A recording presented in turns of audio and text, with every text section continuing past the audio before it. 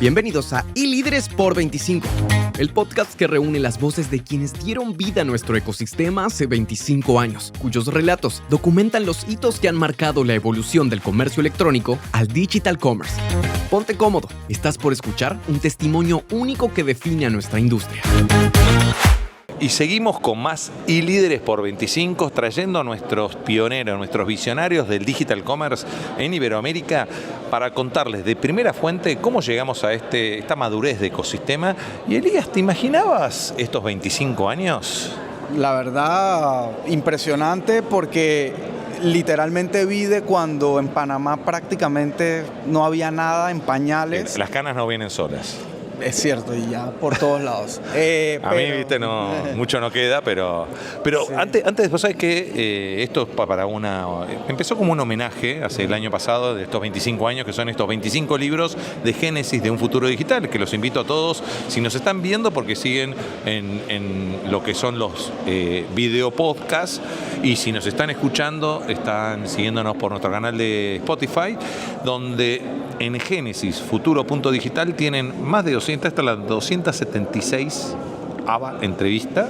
Okay. Los protagonistas de primera mano cuentan cómo entender el pasado para dominar el presente y surfear lo que se viene a futuro. Claro. Y vos, Elías, me tenés que contar primero, porque esto va a ser también, dentro del homenaje, los e-papiros del Mar Muerto, porque va a quedar indexado, claro, para que tus nietos, el día que pregunten qué hacía el abuelo, sepan qué hacía, porque por ahí tus hijos lo van a saber, pero claro, no creo que se lo transfieran por ahí también a tus nietos. ¿Cómo empezó el Elías digital? No el piloto, que empezó a facturar con digital, sino ¿cuál fue tu primer contacto con digital? En el caso mío fue una Spectrum 32K. Una Sinclair Spectrum 32K de memoria. ¿En el caso tuyo? Bueno, en la escuela definitivamente con las Mac estas de la pantallita verde. Bueno, ya era Fórmula 1 lo tuyo, ¿no? Era motor Rolls Royce. Y realmente mi obsesión con las computadoras y los sistemas empieza cuando llega la primera PC a mi casa. Literalmente, ¿te acuerdas de la marca? No, era un línea clon. De tiempo, era un clon. En la época de los clones. Clon, ¿no? Sí, el famoso era clon. Un 486, 386, ¿qué era? Sí, por ahí, 4. No me acuerdo si ya estábamos en 586, pero entre 4 y 586. ¿Y línea de tiempo? ¿Qué año fue? Estamos hablando de, puede ser 93, algo así, me suena. Puede ser, sí. 93, no, a ver, Windows 95 estoy pensando, ¿no? Era 311. Me acuerdo que el primero fue 311. Entonces, sí. ¿Y era con fósforo verde, ámbar o color? ¿Tuviste el clásico? Porque ya, si empezaste con un Rolls Royce, ¿seguís con color? Sí, con color. ¿Con color? Sí. Bueno, y tenía disco rígido.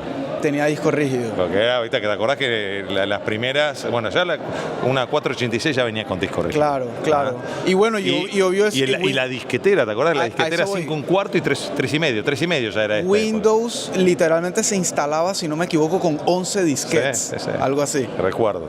Y tenías la versión de cada año, 95, 96, y así ibas hasta el Windows 2000. Correcto. Y cuando vino el Office, ¿te acordás lo que fue el cambio?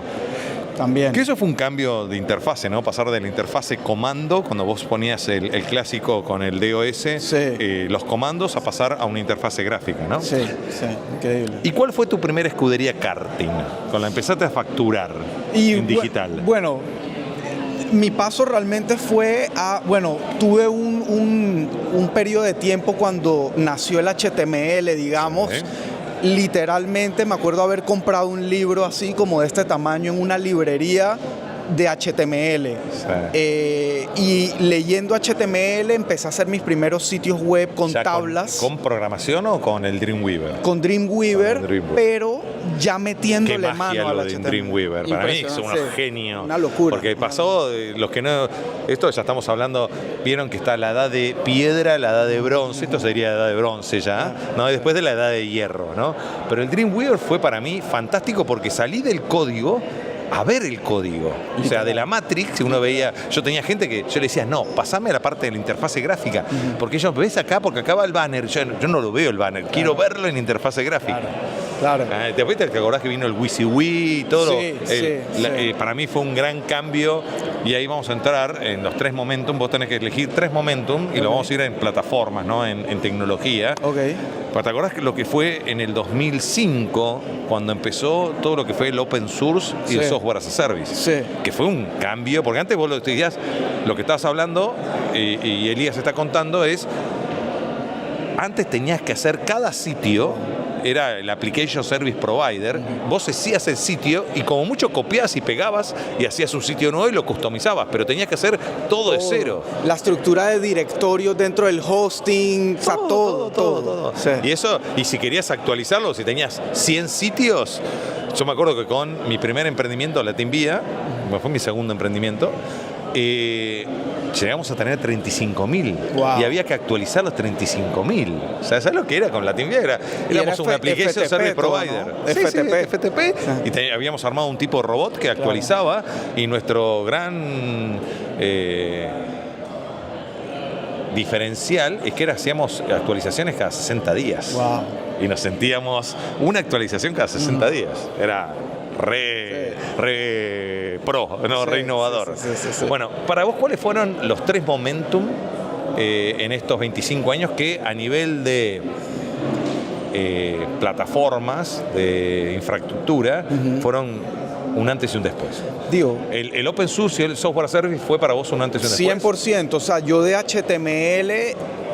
Lo que pasa es que yo... Venite para acá que ahí quedamos en foco. Paso por un largo periodo donde mi carrera fue en telecomunicaciones. Okay. Entonces paso a literalmente trabajar proveyendo internet a empresas desde la época de Dial-Up. Para eso, es como ISP, sí, pero que pues agregó porque te acordás que antes de llegar al software as a service o al open source, tuvimos un gran cambio que fue pasar de el hosting, housing, farming a la nube. Sí, ¿no? Sí. O sea, o si querés a los data centers. Sí. ¿Era data center o era data center? Okay, sí. Trabajaba para una empresa multinacional que proveía servicios de valor agregado, sí, ¿no? Y desde conectarte a internet hasta telefonía IP, que empezó a salir. Bueno, pero en términos ya de digitalización, sitios web, etcétera, mi salto fue a WordPress. O sea, WordPress, que fue un cambio. Mi primera implementación de open source fue con WordPress, que fue mi sitio personal, que sigue siendo hoy y sigue en WordPress. Claro. Y el segundo fue una pasión que tengo con mi mujer, que se llama Online Opera Club. Entren en onlineoperaclub.com. Ese es un sitio de ópera para los fanáticos de la ópera. Fue la segunda implementación. Quiero entender, y para mí WordPress sigue siendo el CMS más potente que hay. 100%. Bueno, está también, si querés, Joomla. Joomla también es potente. Que WordPress lo fue superando. No, ya sé, pero les digo como que siguen vigentes, ¿no? Porque tenés Oscommerce, Drupal. Magento dejó Drupal, Moodle, estoy pensando los vigentes. Sí. Porque lamentablemente Magento dejó un espacio muy grande con la fusión con Adobe Commerce, porque era un jugador importante. Commerce sigue estando, como PrestaShop sigue siendo un jugador importante. Sí. Y no sé, o sea, así de las... Soho a nivel de... Bueno, pero no es un... es más software as a service, ¿no? Sí. Open source, ¿qué queda así vigente de esa época? No me suena mucho más que eso. No. Moodle, te diría que es la única. Bueno, y entonces, ¿qué sería para vos? ¿Cuáles son los 3 momentos? Definitivamente, cuando me encontré con el HTML y entré a ese mundo de hacer webs en HTML, luego WordPress, que ya es CMS, autoadministrable, tal. El WYSIWYG. Sí. El WYSIWYG cambió también la forma de hacer las cosas. Correcto. Y de ahí, pues, ya encontrarme con Shopify, Vitex, Magento. Software as a service, pero Magento si querés, es un híbrido de software as a service, porque tuvo compras y adquisiciones que cambió el concepto de open source a un concepto más Adobe Commerce, pero cambió la forma de hacer las cosas. ¿Dónde me metes la nube? Porque una cosa es el software y otra cosa es el software más la infraestructura, ¿no? Claro. Porque cambió totalmente el tema de API. fue una migración y el poder administrar, el salir del concepto de que vos sos el dueño del hosting, a que te brinden servicios y no paquetizado, porque antes tenías servidores. Y hoy compras instancias y servicios. Correcto. Sí, en mi caso, definitivamente en tema de no administrar infraestructura fue Shopify, pero en mis propios emprendimientos y desarrollos, AWS fue como el palo. Bueno, por eso que lo pondremos en línea de tiempo, porque fue primero Amazon Web Services, después vino Azure, ¿te acuerdas? Con la gran migración que hizo Microsoft de pasar de licencia propietaria a licencia de uso, y ese rate-off que hizo Satya Nadella de 28% de la facturación. Pero te pondrías entonces el software as a service, la nube como infraestructura, ¿y cuál sería el tercero? Bueno, inteligencia artificial. Que, o sea, no, es imposible, o sea, es una revolución industrial completa, ¿no? Sí, y lo pones ¿a qué nivel? ¿A nivel de internet? ¿Como un gran tecnología exponencial y con cambio disruptivo como internet? Sí. ¿O mayor? Porque no se olvide que se monta sobre internet, ¿no? Sí. O sea, no desaparece internet. Claro, no. Y no desaparece mobile, Depende no aparece. Está montado en internet. Sí. El canal es internet. Sí. El canal es, si querés, la evolución que ha traído, porque ahora tenemos internet y 5G, no nos olvidemos eso. 5G es 100 veces más de velocidad que 4G, y que va a ser omnipresente. De la misma manera que tenemos, ¿te acordás estos dispositivos que fue la revolución mobile y transformó el mobile first? Hoy es AI first, pero es AI first omnipresente. Porque antes la revolución mobile nos trajo la ubicuidad del consumidor, y esto va a traer la ubicuidad de la inteligencia artificial. ¿Cómo ves que eso impacte en nuestro día a día a nivel de programación? Porque antes lo que tardábamos, si era un caso de implementaciones que antes tardaban 30 días, hoy tardan segundos, minutos si querés. No, o sea, primero... Y las hacen terceros, no las hacen personas. Tal cual. Las hacen agentes, ¿no? Sí, y para mí el primer impacto es el cambio del usuario al que nosotros atendemos, ¿no? Porque eres un e-commerce que estás vendiendo, pero tu usuario está cambiando su forma de comportarse en internet. Y siempre ahora uso el ejemplo de mi esposa, que ahora prácticamente no busca en Google, busca en ChatGPT. Le pregunta a ChatGPT dónde comprar una cosa u otra. Entonces, ese cambio de paradigma del usuario empieza a generar un montón de cambios disruptivos a nosotros directamente, que nosotros tenemos que montarnos en las herramientas, en las plataformas, pero tienes al usuario pegando desde abajo duro también. ¿Y estás de acuerdo que en el fondo todo termina siendo, no importa la interfase que tengas, porque hemos pasado por distintas interfaces en lo que venimos hablando, sigue siendo una base de datos? Porque en el fondo, quieras o no, son bits, ¿no? Y esos bits, uno tiene que reservar stock, tiene que poder poner precio, tiene que poder hacer la trazabilidad de todo ese pedido. Y tarde o temprano, aunque tengamos interfaces agénticas, lo que vas a tener en el fondo es una persona de carne y hueso que a través de una interfase que hoy es touch pasará a ser una interfase que es voz, con un agente de por medio, un asistente, lo que sea, pero son personas, y los que van a atender a esas personas van a ser otras personas que van a utilizar herramientas y recursos con inteligencia artificial, pero y que aparte, es básico, ¿no? Total, y que aparte estos agentes o esta inteligencia artificial se alimenta de lo que uno le provee a la plataforma, a internet, el contenido. El go to the basic va a ser, logística y operación va a ser siempre un pilar. Tecnología e infraestructura va a ser otro pilar. El marketing, si querés, unificado, con el comercio unificado, otro de los pilares.